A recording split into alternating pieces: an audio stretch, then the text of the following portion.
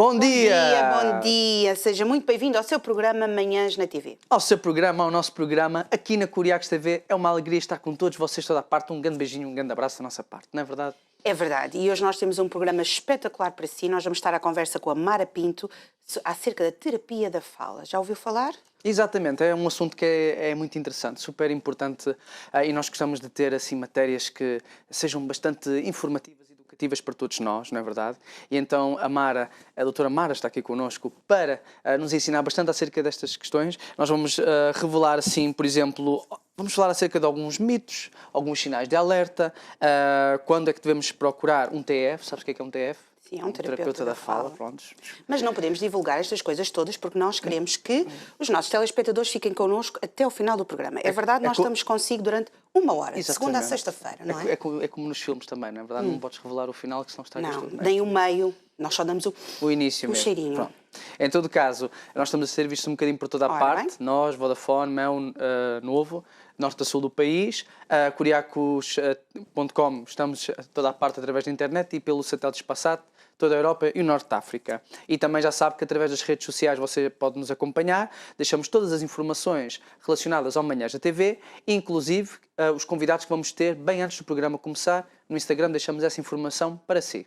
E nós também queremos que você coloque lá os seus comentários acerca dos programas que vê, daquilo que acha, daquilo que nós fazemos aqui no nosso programa, porque o seu comentário, a sua questão, se tiver alguma, é importante para nós. Portanto, você é um participante ativo, é um convidado ativo do nosso programa todas as manhãs, porque você está connosco todas as manhãs e nós queremos que você também seja parte integrante deste programa. Se tem um projeto que gostaria de vir aqui, este é o local certo para você vir, para você divulgar o seu projeto. Poderá fazê-lo através de mensagem privada no Facebook, através também do nosso e-mail, manhãsnatv@gmail.com, ou mesmo através do nosso contacto telefónico. É um prazer receber aqui o seu projeto e toda a nossa audiência gosta muito de conhecer os projetos novos e até os projetos de convidados que nós já cá tivemos e que os projetos crescem, evoluem e nós gostamos sempre de saber essas coisas porque o nosso auditório de Manhãs na TV adora estar informado, não é verdade? É verdade, não é cusco, é informado, são coisas diferentes. Exatamente. E também já sabe que esta informação esta entrevista estará disponível no YouTube dentro de 2 semaninhas para você poder rever e partilhar. Exatamente. Dito isto, eu acho que estou preparado para receber a nossa convidada. Estás preparada? Sim, você também está? Sim. Então voltamos já. Até já.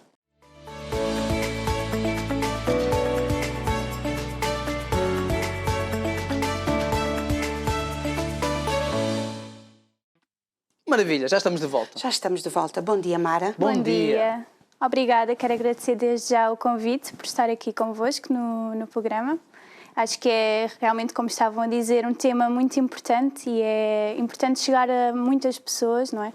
Porque hoje em dia já começa a ser um bocadinho mais falado e conhecido, mas ainda há muitas pessoas que realmente desconhecem qual é o nosso papel, não é? Junto da população. Muitas das pessoas pensam que, ok, terapeuta da fala, trabalha com fala e associam-nos às crianças, não é? E realmente não é mesmo só isso. E é importante fazer chegar isso à população. Está envolvido muitas coisas na parte da terapia da fala. Como é que surgiu este gosto pela terapia? Porquê que decidiu enverdar aqui pela terapia da fala? Então é assim, eu desde pequenina que me lembro de querer ter uma profissão dedicada à saúde, a ajudar as pessoas. A minha primeira até foi veterinária, não é ajudar, mas o mundo animal. Tinha muito gosto por animais, então queria juntar as duas vertentes. Mais tarde surgiu a enfermagem, também lá está, a saúde, o ajudar. Depois no secundário, com a disciplina de psicologia, começou a despertar aqui outros interesses.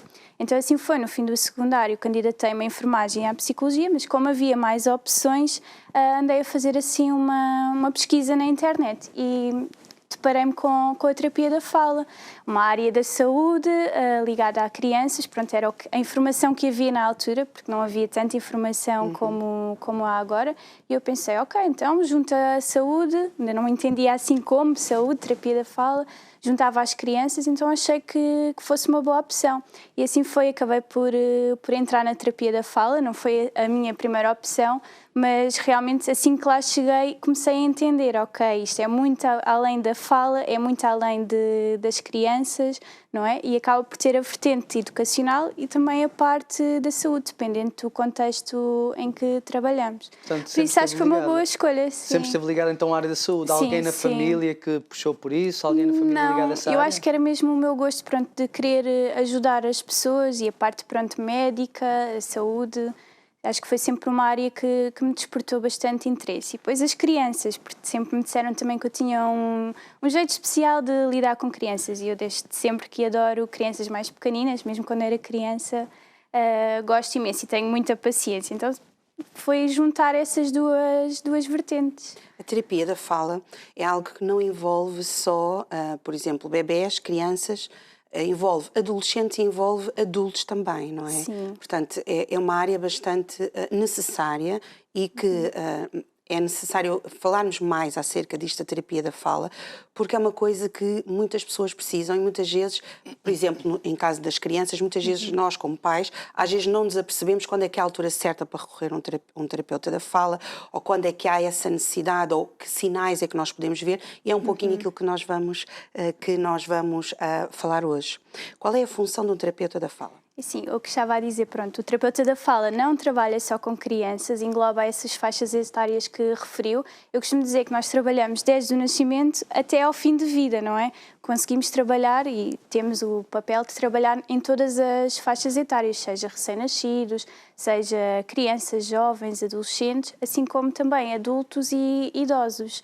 Pronto, trabalhamos com todas as faixas etárias. O nosso papel, mais, por exemplo, junto das crianças, é a área da linguagem, que é mais conhecida, não é? A fala, e aqui também é importante, se calhar, fazer a distinção entre as duas, porque os pais olham para a criança, ok, não precisa de terapia da fala, ela consegue falar bem, mas depois há outras competências, então se calhar aqui é importante falar um bocadinho sobre o que é a fala e a linguagem, porque a fala é o ato motor em si, não é? Aqui a articulação dos lábios, da língua, para conseguirmos produzir determinada palavra. A linguagem é muito mais, eu costumo dizer que é como se fosse a nossa bagagem, não é? É o conteúdo, o nosso conhecimento das palavras, não é? Como é que se forma as frases, a compreensão do que o outro nos diz, não é? É muito além da fala. Muito mais extenso, claro. Exatamente. Para nós conseguirmos falar, é importante que estas competências estejam todas adequadas, não é? E muitas das vezes, em crianças, existem estas perturbações da linguagem, depois que são refletidas na fala, ou então mais tarde, depois na aprendizagem da leitura e da escrita. Também o terapeuta também tem outras áreas de intervenção, não só na linguagem, como a comunicação verbal e não verbal, a consciência fonológica, não é? Aquela parte do som, a leitura e escrita, que era aquilo que falou um pouquinho da leitura, a deglutição, a motricidade, a sensibilidade orofacial, voz e fala. Portanto é mesmo bem extenso. A gente às vezes pensa que é assim uma coisa por alto, mas não é, não é? E que nós, se conseguirmos detectar quando é que nós podemos saber, ou os sinais que nós podemos saber, quando é que é necessário recorrer a um terapeuta da fala, é muito mais fácil, não é? Uma das coisas que eu acho que no nosso país pecamos um bocadinho em relação à terapia da fala é que grande parte não é comparticipado, ou seja, temos que ir sempre pelo privado. Não é? E o que muitas vezes, também devido à necessidade que existe, não é? Acaba às vezes por ser um bocadinho mais complicado, não é? Mas pronto, acredito que seja uma coisa que a longo tempo nós vamos resolver, não é? Porque se faz parte do Sistema Nacional de Saúde, também deve estar para que seja acessível a toda a gente, não é? Porque as consultas não são exatamente muito baratas, mas são necessárias para o desenvolvimento, seja da criança, seja do adolescente, seja do adulto. Sim, no Sistema Nacional de Saúde, pronto, o que existe é muita procura, não é? E pouca resposta. Sim. Neste momento ainda há mesmo muito pouca resposta, como em todas as áreas, não é? Há poucos profissionais e na terapia da fala é uma delas. Às vezes temos, por exemplo, 2 terapeutas num hospital, um hospital que dá a resposta, não é? A muitas pessoas. E o que acontece são listas de espera infindáveis, não é? E que não conseguem ter a resposta. E lá está, a intervenção, a identificação e a avaliação destas dificuldades, quanto mais precocemente possível, melhor, não é? Quanto mais atempadamente nós reconhecermos e identificarmos as dificuldades, melhor a evolução, não é? E deixa que não haja repercussões noutras áreas. Sim. Uma das coisas boas é que eu acho que, pelo menos pelo que eu tenho percebido, é que a terapia da fala é algo que as pessoas estão a prestar mais atenção, pelo menos. Se fôssemos a falar há, por exemplo, 15 anos atrás, não tinha... Nem precisamos de ir tão longe. Na minha altura, quando eu estava a procurar, a fazer essa pesquisa da internet, não havia tanta informação como há hoje em dia. A evolução das redes sociais, o aparecimento do Instagram, do Também Facebook, não é? Todas as pessoas hoje em dia, quem é que não tem uma rede social? Conseguem ver resultados no estrangeiro, então, querendo ou não, exatamente, aqui também e há muita divulgação não há neste momento, há muita divulgação da terapia da fala, ainda não é, pronto, o expectável, não é? Mas já existe muito. Quem quiser ir procurar já consegue obter muitas informações, não é? Quais são os sinais de alerta para nós, para podermos saber quando é que é a altura de procurar um terapeuta da fala? Pronto, e isso depende muito também da faixa etária, não é? E das dificuldades da criança, não é? Mas, por exemplo, se temos uma criança, uma bebé, pronto, antes dos 2 anos de idade, que não revela intenção comunicativa, não é? Se não nos sorri, se não olha para nós quando nós chamamos pelo nome, pronto, não revela intenção de comunicar, não é? Aí, pronto, deve ser procurado um terapeuta da fala, avaliar o que está por trás dessa dificuldade. Uma criança de 2 anos que não fala, pronto, nós temos assistido muito hoje em dia, crianças que nos chegam até nós com 3 anos, que não falam e os pais consideram, pronto, que ainda é normal, quando for para a escola, quando for para a creche, ele depois desenvolve. Às vezes não, às vezes é mesmo necessário, porque está ali alguma coisa a comprometer, é mesmo necessária a nossa intervenção, não é? A avaliação do que está por trás dessa dificuldade. Portanto, digo aos pais, crianças que 2 anos ainda não falam, não esperem mais tempo, porque depois pode haver repercussões noutras áreas, Era não é? isso que eu ia perguntar. Então, se, por exemplo, um pai que, por exemplo, mencionou com 3 anos, um menino que já está assim nessa situação, fica apenas mais complicado reverter a situação ou fica mesmo impossível de reverter a Sim, porque situação? depois atrasamos, não é? Depois temos a entrada no primeiro ciclo, depois as competências vão-se começando a trabalhar. A partir dessa idade, não é? Temos menos tempo, não é? Depois depende, obviamente, de muitos fatores. Começa a trabalhar com as crianças. Exatamente. Isso. E também é muito engraçado, porque, quer dizer, os professores também têm um papel bastante importante nessa parte, que é se detectarem que realmente a criança tem essa dificuldade, então deve falar com os pais, para que os pais também tomem uma providência, né? Possam fazer qualquer coisa para ajudar nessa situação.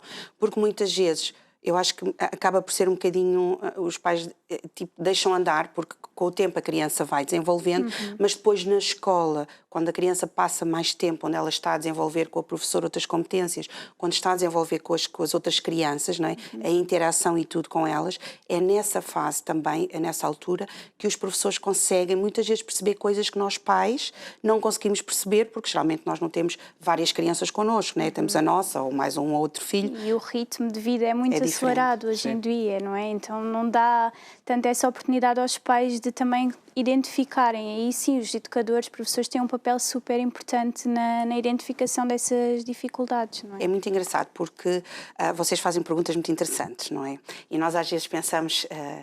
Vocês não, nós é que fazemos perguntas neste caso. Não. São os terapeutas que fazem as perguntas aos pais acerca das crianças. E é muito engraçado porque as nossas perguntas surgem depois, né? Depois quando nós vemos as coisas, que é, por exemplo, perguntam como é que foi o parto, não é? Sim. Se a criança está a desenvolver bem ou não, se ela ouve bem quando chamam pelo nome, aquilo que estava a dizer há pouco. Portanto, todas essas perguntas e todas essas coisas são importantes, como é que é a parte da boca da criança, não é? Portanto, são coisas que nós às vezes pensamos, mas isto tem tudo a ver. E depois, no fim, quando a terapeuta depois nos faz o plano final da situação, a gente pensa, tem tudo a ver. Sim. Já conseguimos perceber porque que nesta fase a criança está aqui e não está ali. Está tudo interligado, não é? Os ouvidos, é através da audição, não é? Que nós temos acesso ao vocabulário, não é? Aprendemos, não é? Os modelos, como se formam as frases, é através de tudo da audição. Problemas na audição vai revelar depois dificuldades, não é? Na discriminação dos sons, que depois leva a essas dificuldades na fala. Portanto, isto está tudo interligado, não é? A boquinha, como estava a referir, não é? Alterações aqui nas estruturas, na função, vai ter depois alterações na parte respiratória, que influencia depois o sono, não é? Depois o sono influencia o rendimento escolar. Portanto, está tudo interligado. Então, sim, cabe-nos a nós, quando estamos a fazer uma avaliação, não é? Na parte da anamnese, saber como é que foi o parto, não é? O desenvolvimento motor, não só o da fala, mas o desenvolvimento motor. Pronto, tentar perceber aqui como é que é o desenvolvimento da criança, porque realmente está tudo interligado. Depois, alguma alteração numa das áreas leva a alterações noutras áreas. É Eu acho que muitas vezes, compreender. principalmente quando os pais têm mais do que um filho, às vezes nós pensamos, cada um vai desenvolvendo as fases diferentes, não é? Um começa a falar primeiro, o outro começa a andar primeiro, mas às vezes não é bem assim. É esses pequeninos sinais que a doutora Mara estava a dizer, que nós temos que estar em alerta, não é? Porque muitas vezes nós não podemos pensar que a criança só vai desenvolver isto mais tarde, portanto agora não tem importância. Principalmente agora que grande parte das crianças passa muito tempo em casa, o facto delas não estarem tanto tempo em sociedade ou na escola, não é? Com o seu meio, digamos assim, acaba por dificultar também um bocadinho a aprendizagem da criança, ou não? Sim, claro que sim, não é? Toda a interação social, não é? Os estímulos, é muito importante. Se uma criança, e foi o que aconteceu agora em tempos de pandemia, não é? Muitas crianças ficaram em casa, pais em teletrabalho, não é? Que não conseguem também dividir a atenção, não é? O que é que aconteceu? Muitos tablets, muito telemóvel, a criança acabou por não estar a interagir tanto socialmente com outras crianças da sua faixa etária, seja com adultos, educadores, não é? Estava ali muito em casa, muito no tablet, não é? E então não teve a estimulação necessária, não é? Não teve aquelas janelas de oportunidade que se fala, não é? Não teve exposta e então aí sim vai revelar depois mais dificuldades, não é? Menos conhecimento, não é? Menos vocabulário. Isso também é uma coisa importante, não é? Quer dizer, quando falamos acerca daquelas mães galinhas, não é? Que o filho tem que ficar sempre em casa, sempre mais da saia da mãe, não. É importante ele ir para fora, estar com outras crianças, porque são estímulos, não é? Sim, e o desenvolvimento da autonomia, não é? Que faz falta, a criança também se sentir-se confiante. Eu fiz isto sozinho, eu consigo. É muito importante para todo o desenvolvimento, não é? Então, sim, nós costumamos dizer aos pais, deixe-o fazer. Errar também é necessário, não é? Para aprender, é uma forma de aprendizagem. Muitos pais, peço desculpa, muitos pais, por exemplo, ficam preocupados porque veem uma criança que começa a falar muito rápido e a dele não. Demora, por exemplo, uma com 1 ano e meio já está a falar tudo e mais alguma coisa, já fala pelos cotovelos, como se costuma dizer. Outra criança com 2 e tal, vai falando na linguagem dele, mas não tem aquele vocabulário que a outra criança mais nova tem. Claro, isso é motivo de preocupação.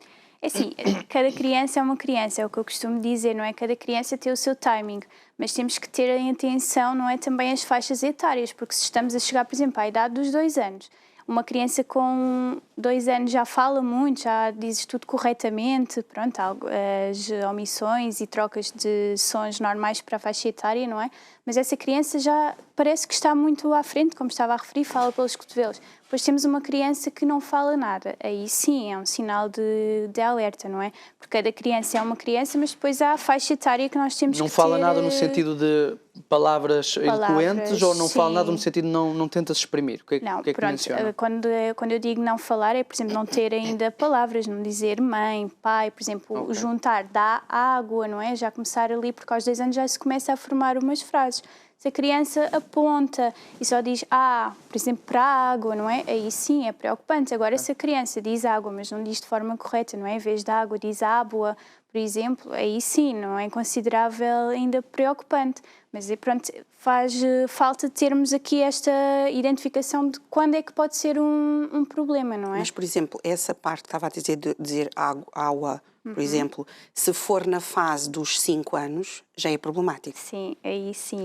Pronto, aos 5 anos já se prevê que a criança produza corretamente quase todos os sons da língua portuguesa. Há alguns que são mais tardios, por exemplo, por exemplo, em prato, não é? Ainda a criança pode dizer pato, ainda está em consistência, ainda está em aquisição, não é?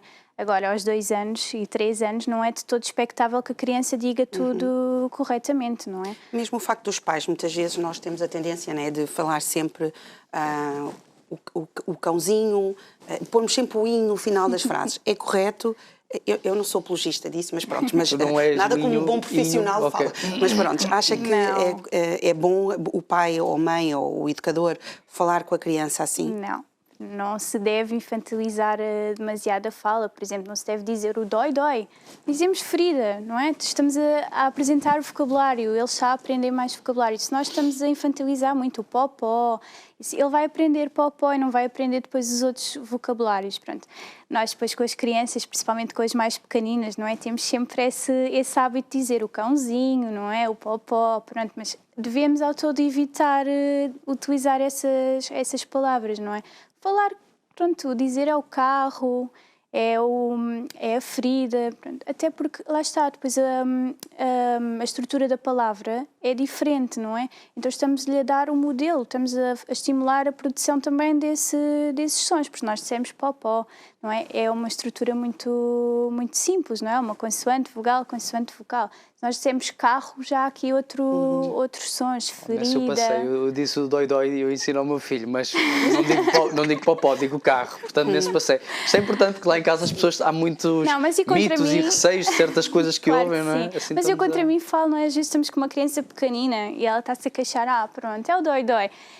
Já é quase automático, não é? Porque estamos com uma criança, aquele ser pequenino, fofinho, nós tendemos a falar assim mais infantilizado, mas sim, realmente, quanto mais perto da realidade, não é? Da palavra, mais próximo, é sempre o melhor. Mas também não podemos entrar nos extremos, que é...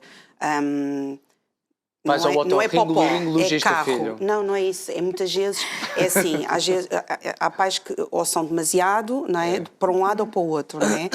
E nós temos que encontrar ali o equilíbrio, não é? E porque por vezes a criança diz caro ou não diz o carro corretamente. E a gente, não é caro, é carro. Estamos ali, não podemos também estar em cima da criança porque ela depois pode até bloquear muitas vezes, não é? Sim, cria frustração, não é? E se os pais estiverem sempre a corrigir, quer dizer, a criança vai dizer, mas eu não estou a dizer nada bem, estou sempre a dizer certo, o que pode depois criar aqui alguma frustração e depois receio na comunicação, não é? Nesses casos, o que é que se deve fazer? A criança diz, é o carro, é o carro. Pronto, dar assim ênfase, não é? Depois, no som que a criança trocar, dar ênfase, mas nunca dizer, não é caro, é carro. Pronto, não fazer esse ênfase negativo, não é? Fazemos ênfase de forma, é o carro, tu queres o carro, pronto, assim. E ele vai captando, vai percebendo. Exatamente. Há palavras que as crianças arranjam uma forma de dizer e que depois, quando chegam à fase dos 4, 5, 6...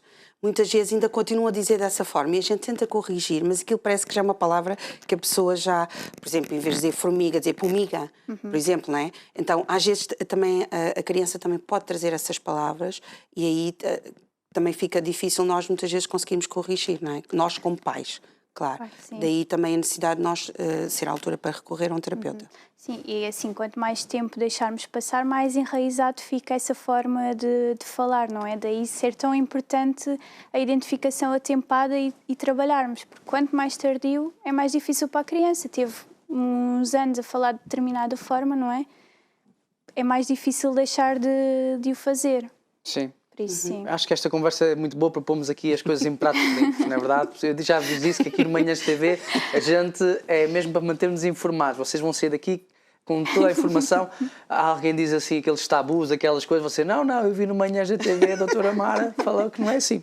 Portanto, é um profissional e é por isso que nós temos aqui a doutora connosco. Nos recém-nascidos há uma coisa bastante importante que é a decolitização. Ias falar disso. Eu pensava que ias falar do outra que está aqui. Não podemos revelar. Não, pronto, tá bom. Eu fico com esta, vai lá então. Então, se calhar, eu falo um bocadinho também do nosso papel junto dos recém-nascidos, não é? É outra das áreas e da população que não é ainda muito conhecida. O terapeuta da fala com recém-nascidos. Então, mas os recém-nascidos ainda não falam, porquê que é necessário um terapeuta da fala? Mas expressam-se, não é? Pronto, e é muito além disso. Pronto, eu se calhar vou começar. Os terapeutas da fala também trabalham em hospital, pronto, como já tinha referido. Há terapeutas da fala, ou deveria haver em todas as equipas de neonatologia, não é?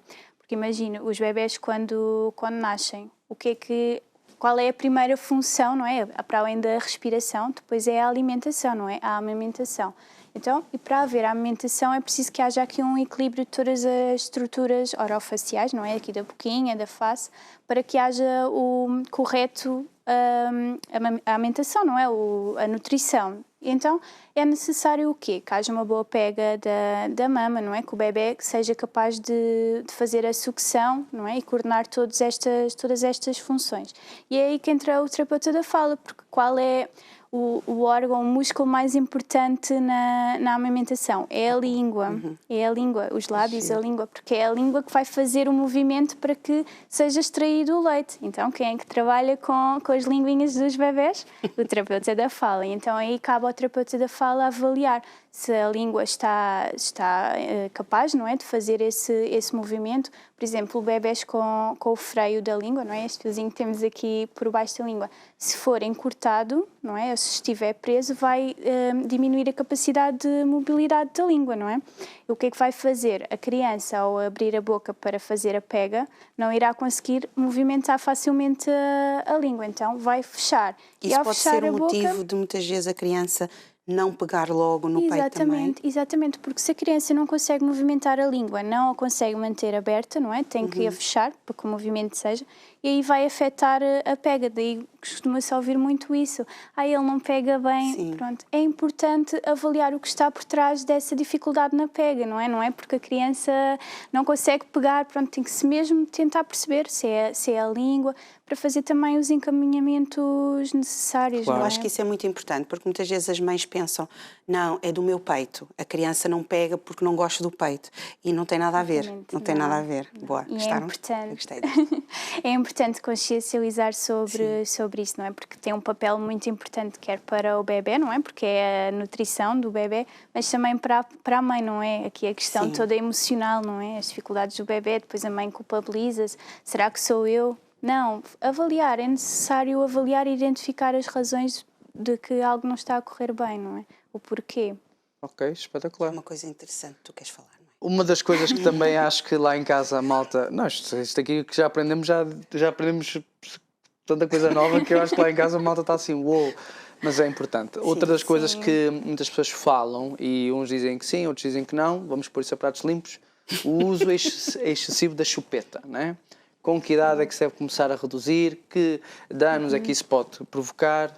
Doutora? Então é assim, a chupeta, como tudo, como quase tudo na vida, tem o lado bom e o lado mau, não é? A Xuxa é uma boa aliada na autorregulação do bebê, é um tranquilizante, não é? Relaxa, não é? Até nas necessidades afetivas.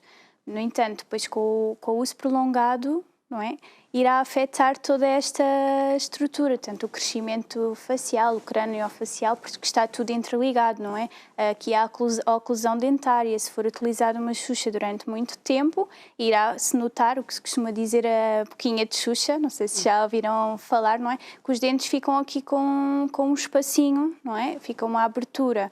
Pronto, e isso depois irá trazer consequências, quer a nível da respiração, não é? Porque a criança depois vai respirar predominantemente pela boquinha, e depois já falo mais à frente, não é?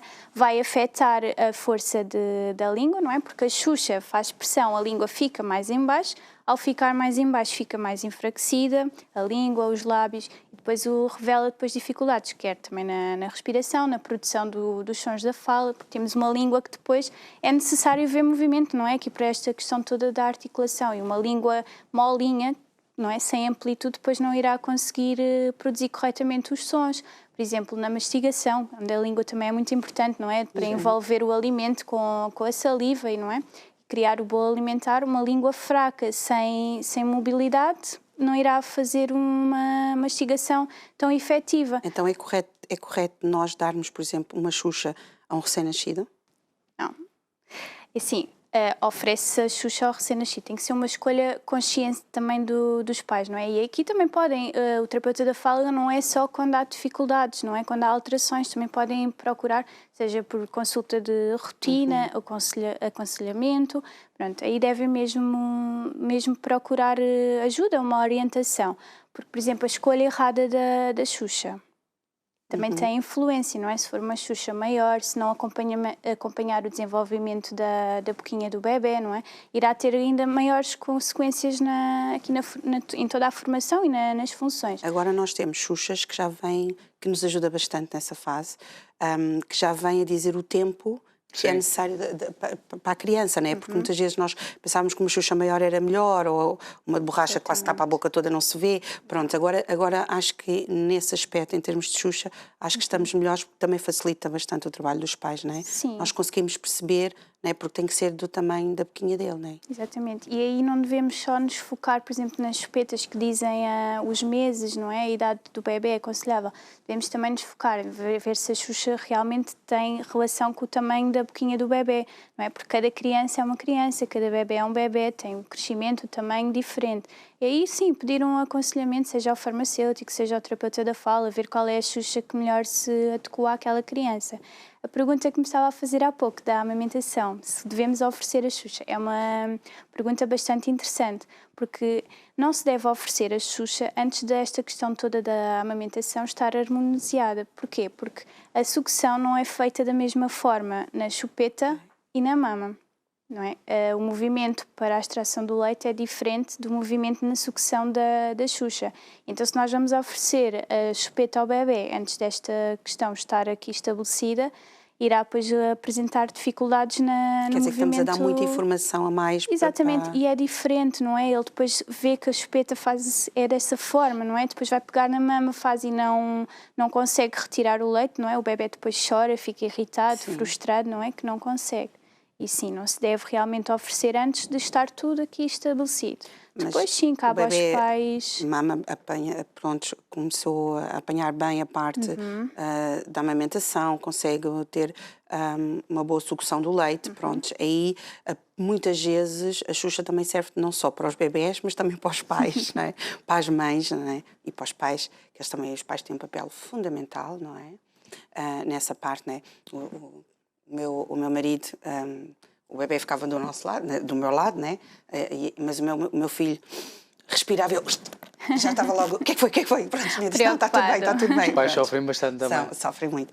Mas acaba por ser também um calmante, digamos assim. Nós conseguimos dar uma chupeta ao bebê para também ele estar mais calmo e nós também estarmos um pouco mais calmos. Porque às vezes também não conseguimos logo detectar, não é? Aquilo que o bebê tem e que muitas vezes até nos causa um bocado de frustração, não é? E ansiedade também, não é? Pronto, e aí sim, temos um bebê irrequieto e com a Xuxa tranquiliza, sim, cabe aos pais, pronto, tomar essa decisão, não é? Pôr tudo na balança. Lá está, se for feita também a escolha adequada, se até aos 2 anos, que é o que é aconselhável, for largando a Xuxa e aos 2 anos já não usar a chupeta, pronto, se não está a ter consequências, porque não porque é? Também a chupeta também interfere aqui na zona da boca, não é? Mesmo sim, na parte sim. como ficam os dentinhos, porque Exatamente. depois mesmo a maneira como eles fazem os sons, com a chupeta é diferente, não é? Por causa dessa parte. Claro que sim, a posição da língua que influencia aqui tudo, não é? A boquinha não fecha totalmente, não é? Fica um bocadinho entreaberta. E aí sim, o bebê está a crescer, está a desenvolver todas as estruturas e está ali um objeto que não é natural, não é? Então sim, irá ter consequências depois a nível de todas estas estruturas. Como eu referi, a boquinha da Xuxa, não é? Aqui esta abertura. Sim. Já até, se procurar na internet, no Google, consegue-se encontrar algumas imagens, isso aí é bem explícito. Basta pôr a boquinha de Xuxa, existem muitas.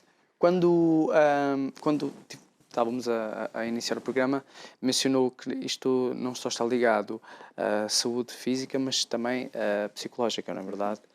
E vocês também trabalham com isso. Além dos problemas técnicos, como é que vocês conseguem resolver esses bloqueios que nós até mencionámos no início do programa, por exemplo, na fala, né, com crianças? Como é que é lidar com isso? Porque é totalmente diferente, não é? Não tem nada a ver com a parte técnica. Durante a nossa intervenção, não é? Nós vamos criando uma relação de empatia com o utente e é essencial que isso aconteça, porque é a base, não é, também de conseguirmos atingir os nossos objetivos terapêuticos.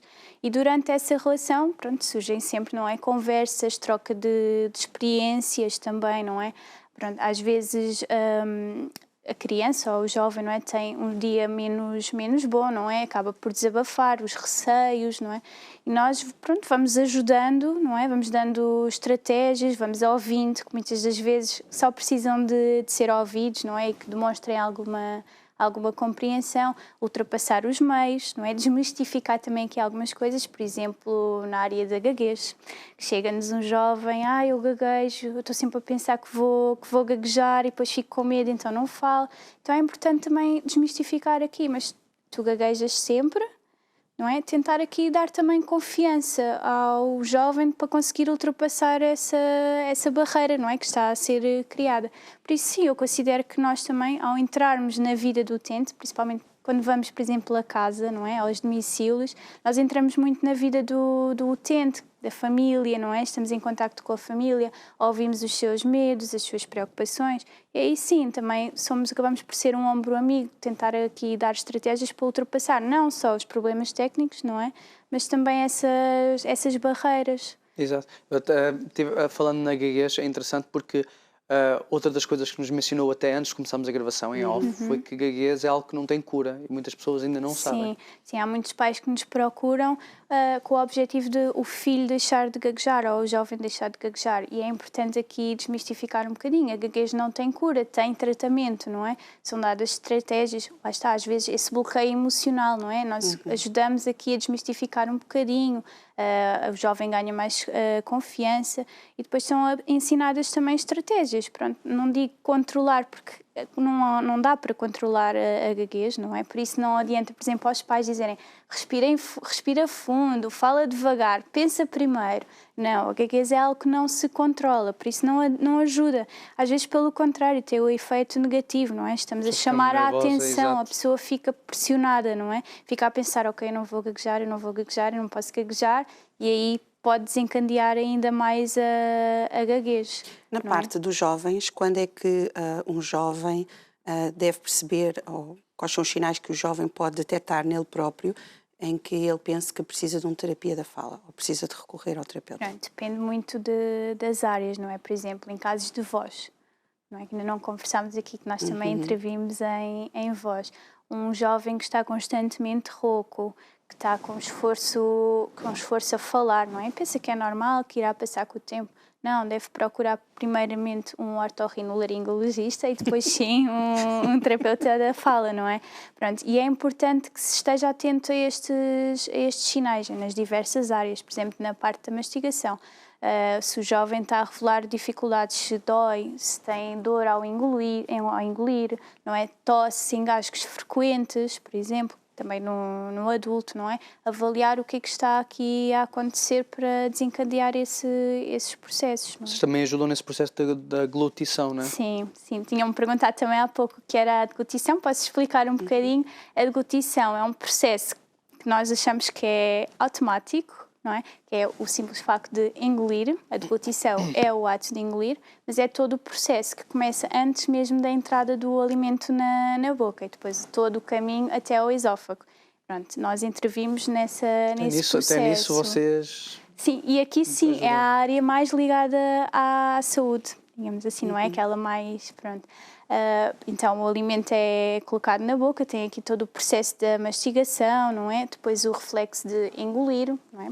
É automático, mas isto é todo um processo muito, muito complexo e muitas das vezes surgem dificuldades ou alterações neste processo, seja, por exemplo, doentes pós-AVC, não é? Que há aqui alterações estruturais e funcionais e tem que ser feita uma reabilitação. Exatamente, lá está, quando mencionou que não trabalhamos só com crianças, pensa-se que sim, mas não, com jovens, adultos e até mesmo pessoas idosas, nomeadamente um caso de um AVC que precise dessa reabilitação, vocês ajudam.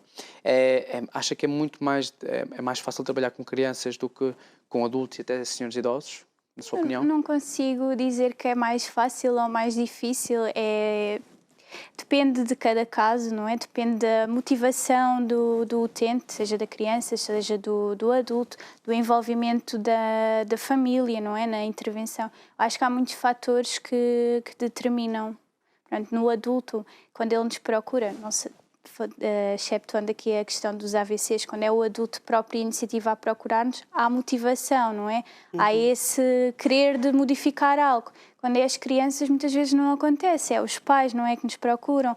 A criança ainda não tem bem consciência das dificuldades, as dificuldades não estão a ter um impacto negativo na parte social, quer da aprendizagem, e a criança muitas vezes acha, eu não preciso estar aqui, não é? Então não há essa força.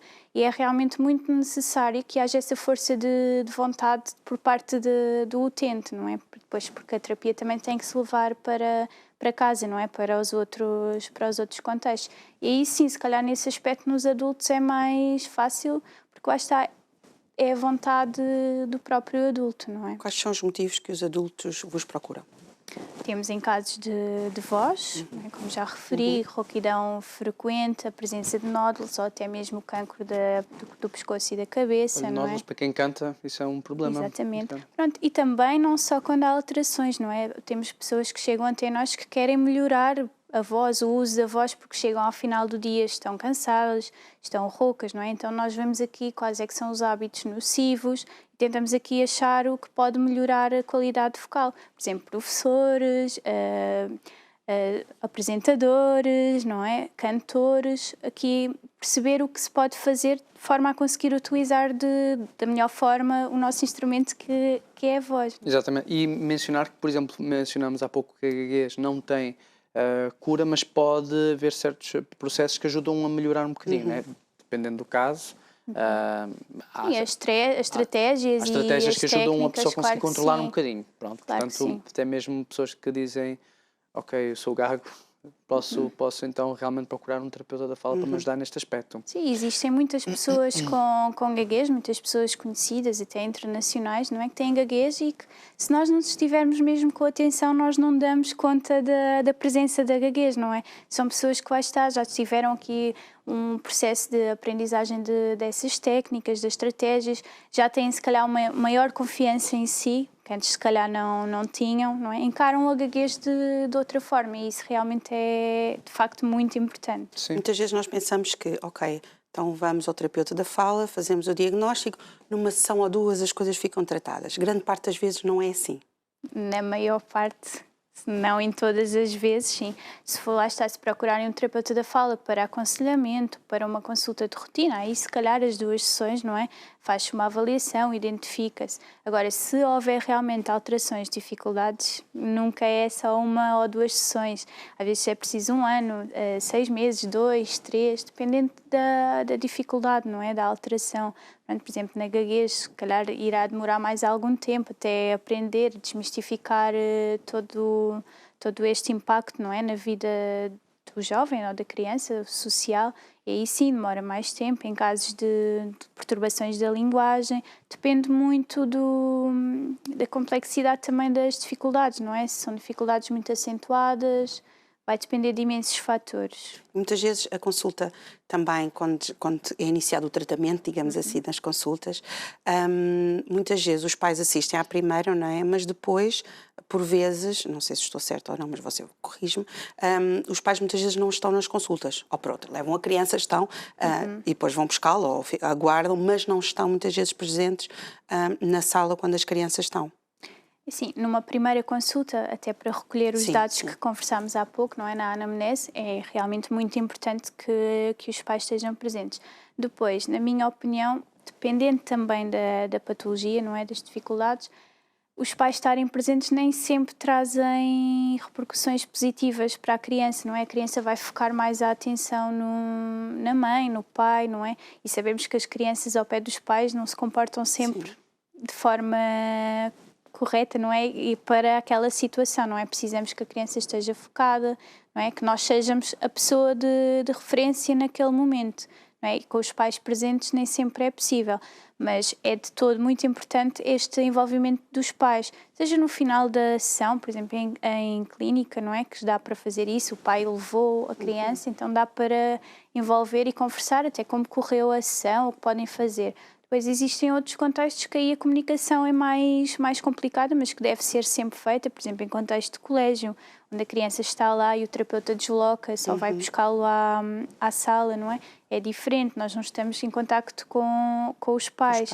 Mas sim, mas de volta e meia, pronto, deixar uma mensagem, pronto, dizer como é que está a correr. Eu costumo utilizar muito cadernos com as crianças, não é cadernos como na escola, não é?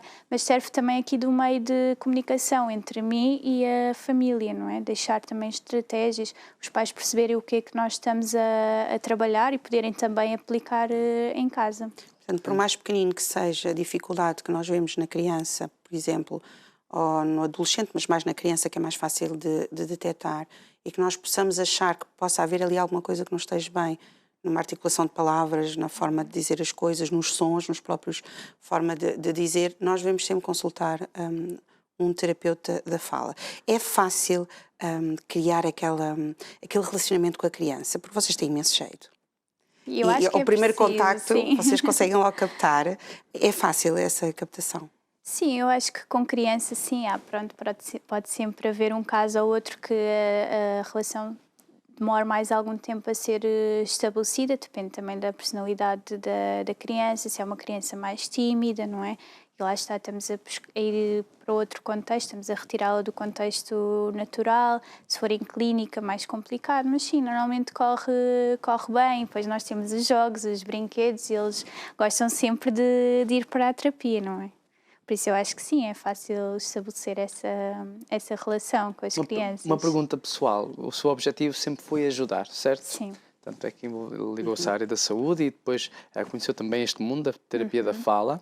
Hoje é o que chamamos de uma TR, não é verdade? Pronto, um diminutivo engraçado, TR. TF. Não, desculpe, TR, não, TF. TF.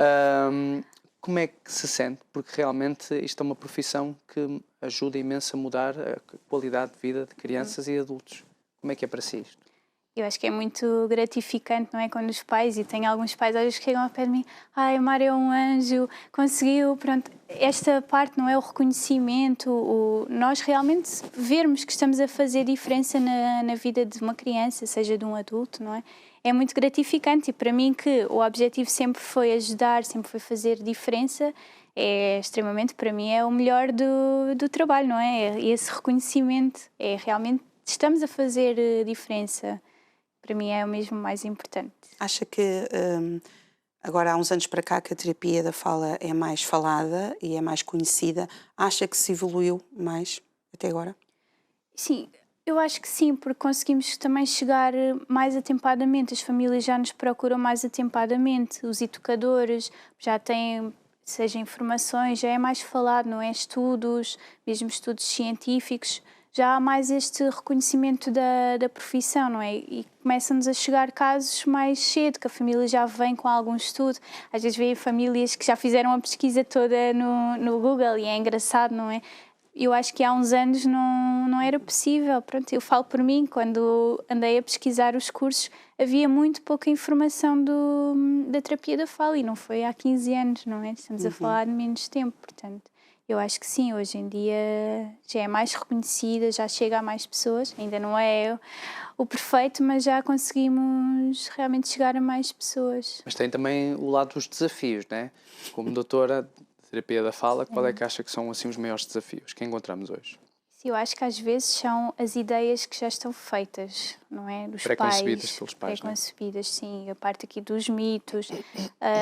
Uma questão muito importante é os pais procurarem-nos e acharem que em poucas sessões ou só o nosso trabalho é suficiente para ajudar a criança, não é? E depois quando começa a chegar tarde os resultados, ou não estão a ser como eles esperavam que fosse, não é? Às vezes perguntam-me, então, mas isto não está a evoluir, não é? Também temos pais ao contrário, mas depois procuram-nos muito. E são às vezes pais que não têm este trabalho também em casa, não é? E eu acho que o maior desafio é mesmo esse, está também o nosso dia-a-dia é muito corrido, eu compreendo, os pais nem sempre têm, não é, aquela disponibilidade, mas é realmente um fator muito importante para o alcance dos objetivos. Eu acho que esse tem sido o maior desafio, envolver a família perceber que tem um papel fundamental também na evolução daquela criança. Sim. Porque mesmo quando a criança está a fazer a terapia, não é? Depois o papel dos pais em casa também é importante. Sim, claro que sim. A criança está connosco 1 a 2 vezes por semana. As sessões são entre 45 minutos a 1 hora. Se fizermos contas, 2 horas no máximo por semana, não é? Uma semana tem 168 horas, por isso fazemos aqui, quer dizer, a criança está exposta àqueles estímulos, àquelas estratégias técnicas durante 2 horas e depois acabou. Não, aí em certos casos vai demorar mais a haver evolução, em outros casos é difícil, casos, por exemplo, de motricidade orofacial, em que são precisos fazer exercícios, não é, de força. Se a criança não os replicar em casa, ou o jovem adulto, só aquele trabalho nas 2 horas semanais não irá ter um efeito desejável, não é? Tão desejável. E então aí é importante haver um envolvimento da família, mesmo da criança, fora do contexto de sessão. O envolvimento, por exemplo, da escola, dos educadores, também é muito importante, porque são as pessoas que passam mais tempo com aquela criança, não é? Estarem cientes de quais os sinais de alerta ou numa determinada criança em específico, saber quais são as dificuldades, no que é que a podem ajudar, facilita tudo muito mais, não é? Estar toda a gente envolvida. Eu costumo dizer que formamos uma equipa e se for só 1 ou 2 jogadores, nós não conseguimos não conseguimos ganhar o jogo, não é? Que dicas simples é que um pai ou uma mãe podem praticar agora mesmo quem está a assistir ao programa em casa com os filhos? Muita estimulação da linguagem, o que eu estava a referir há bocado, as crianças dizem alguma coisa de forma incorreta. Modelar, voltar a reformular o que a criança disse, dar ênfase onde ela apresentou maior dificuldade. Por exemplo, em crianças mais pequeninos, os pais irem contando o que estão a fazer, por exemplo, estão a cozinhar. Eu vou agora tirar a pele à batata, eu vou descascar, eu vou cortar a carne. Irem relatando para a criança ter acesso ao maior estímulo possível, não é? Eu acho que é importante as contagens, por exemplo, olha, conta lá quantas meias estão aí, por exemplo, vamos estender as meias. Quantas são? Olha, dá-me a meia amarela, por exemplo, a mola amarela, eu quero 2 bolas, 2 molas. Pronto, haver essa estimulação é importante. Aqui nós somos o modelo para a criança, não é? Okay. Então é muito importante. Eu acho que este programa está a ser mesmo um espetáculo. Estamos Muito a sair bom. daqui muito cheios, né, de informação super valiosa. A doutora mencionou-nos que, pronto, dá as suas consultas em clínica, mas também tem, se não me engano, ao domicílio, certo? Sim, eu neste momento faço consultas ao domicílio, desloco-me à casa das pessoas ou então à escola. Pela região do Barreiro? Sim, Margem Sul. Margem Sul. Barreira, Azeitão, Quinta do Conde. Pronto, estou agora só centrada mais nessa área. Sim, desloco-me então ao contexto escolar da criança, porque facilita imenso aos pais, não é? E a questão do tempo, das deslocações, evitar deslocações, então eu desloco-me à escola. Trabalho também num colégio, estou mesmo inserida no colégio, é só ir buscar então as crianças à sala e é muito importante porque rastreamos também, fazemos o rastreio, aí já identificamos. A educadora diz, eu acho que aquele menino tem ali qualquer coisa, se calhar é melhor então fazer um rastreio e identificar. Então nós fazemos o rastreio, identificamos, depois procedimos se for necessário para a avaliação. Pronto, é muito importante estar no contexto também educacional. Não é? Online não faz... Neste momento não, mas em tempos de pandemia, quando houve aqui a reviravolta em que fomos todos para casa, sim, foi feita as consultas online. Quem quiser encontrá-la, como é que pode fazer através do Facebook, Instagram, sim, para falar consigo? Através do Facebook, do Instagram, só escrever Terapeuta da Fala Mara Pinto, aparece, podem sempre enviar uma mensagem, até com algumas dúvidas, pais, algum aconselhamento, algo que queiram, no que eu puder ajudar, encontro-me disponível, não só para intervir, não é? Mas nesta questão também do aconselhamento e encaminhamento para outros colegas, por exemplo, se vier uma pessoa de longe, não é? Falar comigo, eu posso encaminhar e saber um terapeuta da fala que trabalha nessa zona. Apontaste os contactos para depois convidarmos novamente a doutora? Sim, tem que cá vir outra vez. Sim, não pensei que só vem cá uma vez ao mês. Sim, pode. Tem que Mas, ficar mais vezes, porque nós adoramos esta matéria. Não, mas temos que agradecer, aprendemos imenso hoje, não é verdade? Portanto... E é difícil falar sobre tudo porque a fala é muito além extensa. da fala. Mas eu acho que falámos pontos essenciais, né? Quem está lá em casa já sabe que esta entrevista vai estar disponível para si no YouTube, para você rever e partilhar com as suas amigas, amigos, pais, colegas que são pais e que têm príncipezinhos e príncipezinhas e não só.